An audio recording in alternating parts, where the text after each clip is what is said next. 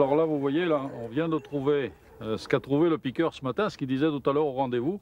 Il a marqué les sangliers dans cette souille. Les sangliers sont venus cette nuit se vautrer, se rouler dans la boue, prendre en réalité un bain de boue. Ils ont pris un bain de boue.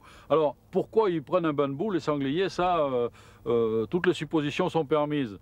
On pense quand même que, indépendamment du fait qu'il peut se déparasiter, en se frottant après, en éliminant la boue le long des arbres, il y a certainement beaucoup plus une relation de contact avec ses congénères. C'est un moyen de communication.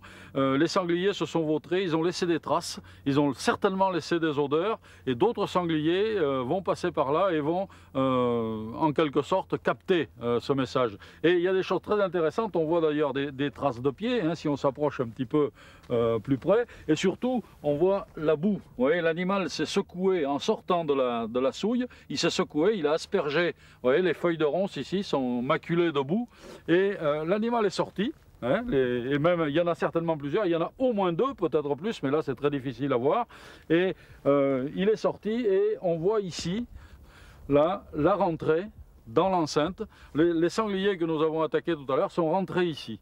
Sur cette laie forestière, eh bien, les tireurs sont postés. Les tireurs sont postés à peu près tous les 150 à 200 mètres. Et ma foi, ben, ils attendent que la chance leur sourit.